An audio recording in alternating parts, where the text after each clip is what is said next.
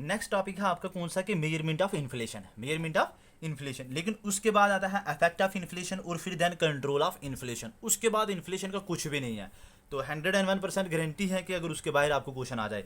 लेकिन यहाँ पे मैं सिर्फ अब आपको मेजरमेंट ऑफ इन्फ्लेशन ही बताऊंगा। उसके बाद आपके रिव्यूज़ के बेसिस पे, आपके फीडबैक के बेसिस पे, आपके रिस्पांस के बेसिस पे मैं नेक्स्ट बनाऊंगा आपका इफेक्ट ऑफ इन्फ्लेशन और कंट्रोल ऑफ इन्फ्लेशन। ये दोनों टॉपिक्स जो हैं वो इंपॉर्टेंट है कि इन्फ्लेशन को कंट्रोल कैसे करते हैं। आरबीआई भी करती है और फिजिकल पॉलिसी मतलब गवर्नमेंट भी करती है। लेकिन अब ये जो मेजरमेंट ऑफ इन्फ्लेशन है, देखिए दो मैन इंडाइसिस हैं। क्या है? टू मैन इंडाइसिस हैं। क्या है? टू मेन इंडाइसिस हैं on the basis of which the inflation can be measured. Inflation can be measured. एक आ जाएगा आपका WPI, दूसरा आ जाएगा आपका CPI।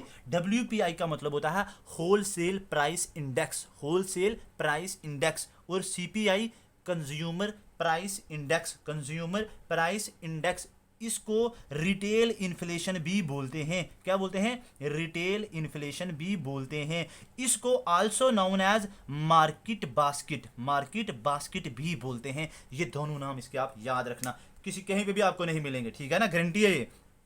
अब देखिए WPI आ जाएगा होलसेल प्राइस इंडेक्स, CPI आ जाएगा आपका कंज्यूमर प्राइस इंडेक्स। मैं इसको आपको एक डिफरेंस के बेसिस पे दोनों को बताऊंगा। उससे ना आपको प्रीलिम्स में या MCQ बेस्ड क्वेश्चन कोई भी है, SSC CGL या जो भी अदर एग्जाम्स JK SSB के हैं, इस डिफरेंस के बेसिस पे एक तो आपको याद रहेगा और दूसरा आप क्वेश्चंस आसानी से सॉल्व करेंगे, ठीक है। तो देखिए सबसे पहला जो क्वेश्चन आता है, सबसे पहला जो क्वेश्चन आता है वो ये आता है कि इस WPI को रिलीज कौन करता है? क्या करता है? रिलीज कौन करता है? तो इसको करता है office of economic adviser, OEA, ठीक है ना। इसको रिलीज कौन करता है? Released by, are bye, released by OEA, office of economic adviser लिख लीजिए, ठीक है ना, OEA। और ये OEA सेकंड क्वेश्चन आता है कि ये कौन सी मिनिस्ट्री के अंडर आता है? तो ये आता है ministry of commerce and industry, ministry of commerce and industry. ये दोनों चीजें आपके लिए इंपॉर्टेंट है, क्वेश्चन आएगा। पीछे आता है कोर इन्फ्लेशन पे, हेडलाइन इन्फ्लेशन पे, स्टैगफ्लेशन पे,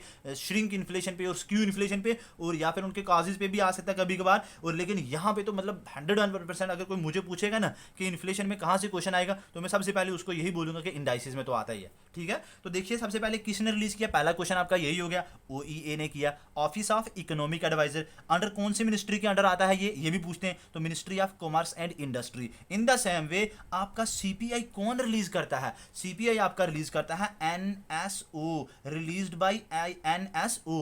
NSO होता है national statistical office, national statistical office. Under which ministry? Under आता है MOSPI, MOSPI, MOSPI, ministry of statistics and programme implementation, ministry of statistics and programme implementation. इतनी बात याद रखिए, ठीक है। उसके बाद सेकंड चीज जो आपको याद रखनी है, मोस्ट इंपॉर्टेंट पॉइंट है इसका, कि जो WPI है इसमें only goods are included, only goods included. इसमें गुड्स को ही इंक्लूड किया जाता है, गुड्स को ही इंक्लूड किया जाता है, सर्विसेज इसमें इंक्लूड नहीं की जाती। लेकिन CPI में आपका गुड्स एंड सर्विसेज दोनों इंक्लूड की जाती हैं, गुड्स एंड सर्विसेज इंक्लूडेड, ठीक है ना, बोथ इंक्लूडेड, ठीक है। एक चीज आप बात याद रखिए हमेशा, क्यों ऐसा, मैं जस्ट आपको एग्जांपल देता हूं। देखिए मैं आपको पढ़ा रहा हूं, आपने सपोज मुझे पे किया, तो ये एक डायरेक्टली कंज्यूम्ड सर्विस है। आप कोचिंग सेंटर में आए, मैंने आपको पढ़ाया, आपने मुझे फी दी, मैंने आपको पढ़ाया, आपने वो मतलब जो मैं पढ़ा रहा हूँ उसको आप डायरेक्टली कंज्यूम्ड कर रहे हैं, इसलिए सर्विसेज कंज्यूमर प्राइस इंडेक्स में आती हैं। कभी भी आपने ऐसा किया कि सर्विसेज को आपने जाके तो होलसेल मार्केट से जाके आपने खरीदा है कि नहीं जी हमें इतने टीचर होलसेल प्राइस में दे दो तो हम पढ़ेंगे, ऐसा कभी सुना आपने? ठीक है ना, काफ़ी फनी लगता है। तो इसलिए इसमें सिर्फ गुड्स आते हैं, इसमें सर्विसेज नहीं इंक्लूड होती हैं। ये चीज़ आपको याद रखनी है, एग्जामिनर यहीं पे ट्रैप बनाएगा। लेकिन इसमें goods and services both are included, ये चीज़ आपको क्लियर होगी। उसके बाद देखिए एक इंपॉर्टेंट पॉइंट, इसमें जो बास्केट की मतलब जो फूड आइटम्स जो इसके बास्केट में आती है वो टोटल्स आते हैं 697 आइटम्स इसकी बास्केट में इंक्लूड हैं। मतलब जिसमें जो भी चीज़ें आपके food, serial, pulses etcetera etcetera etcetera, ठीक है ना, तो मतलब इसमें सपोज आती हैं। लेकिन इसके लिए जो वो बास्केट है ना इसकी, वो रूरल के लिए अलग है और अर्बन के लिए अलग है, ठीक है ना। रूरल के लिए सॉरी रूरल के लिए इसमें 448 आइटम्स आती हैं रूरल बास्केट में, RURAL रूरल, और अर्बन के केस में आती हैं 460, कितनी आती हैं 460 आइटम्स अर्बन में आती हैं। तो देखिए बास्केट में भी डिफरेंस आ गया, मतलब ज़्यादा number of items gets included in this. For example क्यों ज़्यादा है इसमें, देखिए कभी मिनरल्स आपने डायरेक्टली कंज्यूम किया, कभी कोई मेटल आपने डायरेक्टली कंज्यूम किया, आप बोलेंगे सर ऑब्वियसली नो बोलेंगे।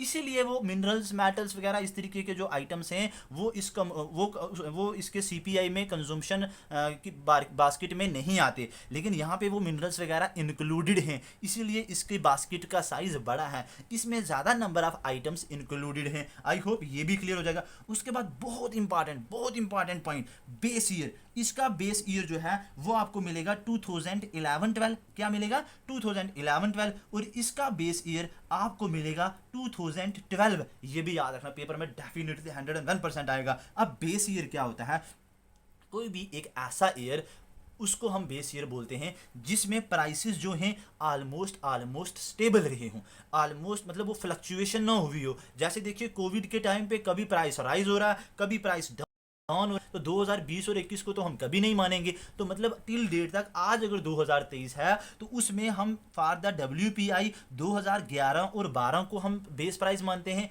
क्योंकि इसमें क्या हुआ है कि ऑलमोस्ट प्राइसेस स्टेबल रहे हैं। लेकिन इसके केस में हम 2012 को बोलते हैं, इसमें प्राइसेस स्टेबल रहे। तो दोनों का आपने बेस ईयर याद रखना है, दोनों का आपके बेस ईयर याद रखना। One of the most important point, W से होलसेल प्राइस, W से वीकली, ये वीकली इंट्रोड्यूस होता है, इसको वीकली कैलकुलेट करते हैं, लेकिन ये जो होता है ये मंथली बेसिस पे आता है। क्या, मंथली बेसिस पे इसको डिटरमाइन करते हैं। अब एक चीज आप मुझे ये बताइए, ये वीकली इसलिए है क्योंकि ये ऑल इंडिया बेसिस पे होता है। क्या होता है, ऑल इंडिया बेसिस पे एक ही बार इसको कैलकुलेट करते हैं। लेकिन भाई साहब, भाई मेरे फ्रेंड्स, डियर फ्रेंड्स, इसको ना ये रीजनल है, ये स्पेसिफिक है, अलग अलग मतलब इसको कैलकुलेट किया जाता है, और टोटल 5 डिफरेंट इंडाइसिस इसमें कैलकुलेट किए जाते हैं।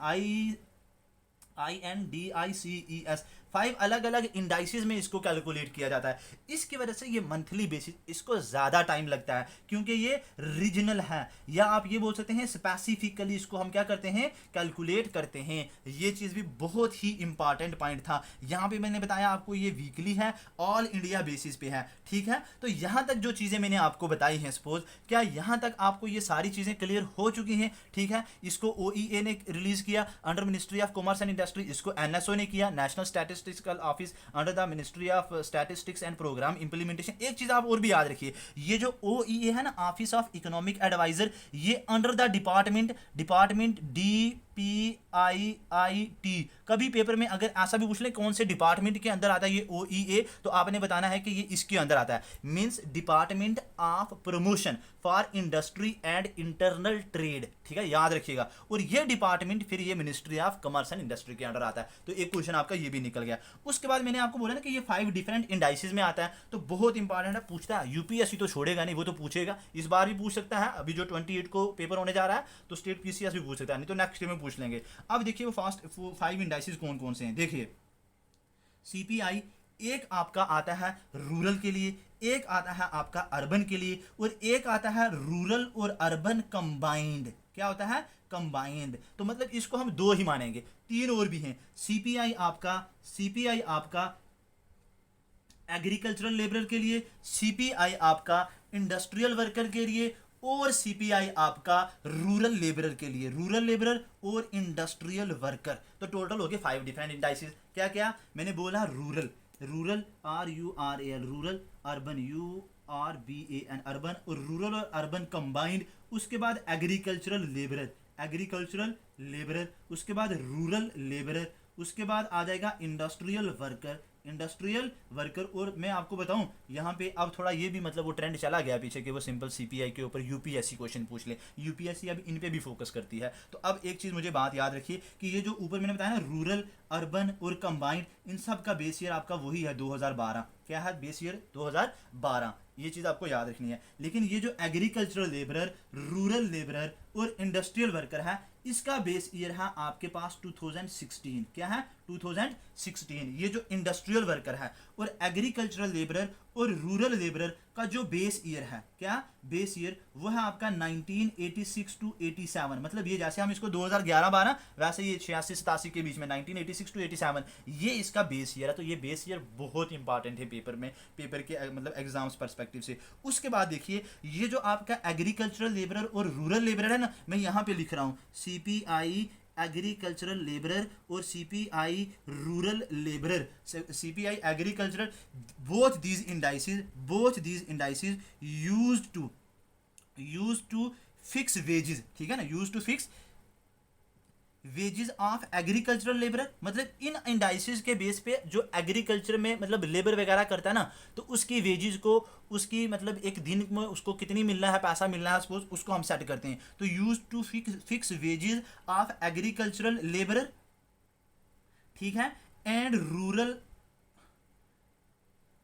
Unskilled youth. ये पॉइंट बहुत इंपॉर्टेंट है। अगर क्वेश्चन आपको ऐसा पूछ ले कि इनमें से एग्रीकल्चरल, रूरल या इंडस्ट्रियल वर्कर में से कौन सा जो है वो एग्रीकल्चरल लेबरर की वेजेस को फिक्स करने के लिए हम इनमें से इंडाइसिस यूज करते हैं, तो आपको ये पता होना चाहिए, ठीक है। और रूरल अनस्किल्ड यूथ के लिए भी उनकी वेजेस फिक्स करने के लिए भी हम ये वाला यूज करते हैं। उसके बाद CPI इंडस्ट्रियल वर्कर, जिसका मैंने आपको बेस ईयर बताया 2016। ये वाला जो आपको डियरनेस अलाउंसेस या आप ये बोल सकते हैं कि जो वेजेस कंट्रैक्ट होता है, क्या वेजेस कंट्रैक्ट किस किस के बीच में, between labourer LABOURE labourer and employer, मतलब जिसने जॉब दिया हुआ। सपोज अगर मैं कहीं पे जॉब कर रहा हूं तो जिसने मुझे जॉब दिया हुआ है, हम दोनों के बीच में जो कंट्रैक्ट होगा, ठीक है। या फिर आप ये बोल सकते हैं कि जो डियरनेस अलाउंसेस होते हैं, फॉर एग्जांपल डियरनेस अलाउंसेस क्या होते हैं, अच्छा, कि एक कॉस्ट ऑफ लिविंग एडजस्टमेंट, या यू कैन से दैट कि एक एडिशनल पेमेंट जो गवर्नमेंट ना अपने वर्कर्स को, ठीक है ना, जो गवर्नमेंट ना अपने एम्प्लॉयर्स को देती है to curb the effect of inflation. अगर मार्केट में ज़्यादा इन्फ्लेशन हो जाती है तो फिर उनको सैलरी के बजाय, सैलरी तो जितनी मिल रही है उसके अलावा कुछ एडिशनल पेमेंट उनको मिलती है, वो आता है डियरनेस अलाउंसेस। क्या आता है, डियरनेस अलाउंसेस। तो डियरनेस अलाउंसेस या फिर wages contract between the labourers and employer, ये बेस्ड होता है CPI इंडस्ट्रियल वर्कर। चेक करना, UPSC पूछेगी पक्का, 101% गारंटी है मेरी, ठीक है। बहुत सारे टेस्ट इंस्टीट्यूट्स ने पूछ के रखा है। तो this is all about the measurement of inflation. दो मेन इंडाइसिस हैं। मैं इसके अलावा आपको बहुत सारे और भी इंडाइसिस बताऊंगा अपकमिंग लेक्चर में कि इसके अलावा कौन कौन से जो हैं वो इंडाइसिस हैं। उसके बाद इफेक्ट ऑफ इन्फ्लेशन एक इंपॉर्टेंट टॉपिक है for the mains perspective also, as well as the PYQ भी आ सकते हैं कि इन्फ्लेशन का डेप्टर के ऊपर क्या फर्क इफेक्ट पड़ता है। जब इन्फ्लेशन होती है तो डेप्टर को बेनिफिट होगा या क्रेडिटर का होगा, तो ये मुझे आप कमेंट में बताएंगे, नहीं तो फिर मैं आपको बताऊंगा, ठीक है ना। या आपको एक चैलेंज है कि आप मुझे बताएं कि जिसने भी बच्चे ने इन्फ्लेशन पहले पढ़ के रखा है वो बताएगा कि इन्फ्लेशन अगर मार्केट में होगी तो डेप्टर को बेनिफिट होगा या फिर क्रेडिटर को होगा। उसके बाद how to control the inflation I will discuss in the upcoming lecture. This is all about the topics of inflation जो मैंने आपको अभी तक पढ़ाया है। Thank you so much for watching my lecture. Keep sharing और इसको सब्सक्राइब भी कर दीजिए, as I already discuss with you कि अगर आप इसको देखेंगे, वॉच करेंगे, सब्सक्राइब करेंगे और साथ में शेयर करेंगे अपने फ्रेंड्स के साथ, तो थोड़ा एक अगर फीडबैक मिलता रहेगा तो मैं इससे भी अच्छा एक्सटेंसिव कवरेज करूँगा, अच्छा कंप्रीहेंसिवली टॉपिक को कवर करूँगा और मल्टी डायमेंशनल अप्रोच में कवर करूँगा, जिसमें से आपको बहुत सारा बेनिफिट मिलना है। तो थैंक यू सो मच।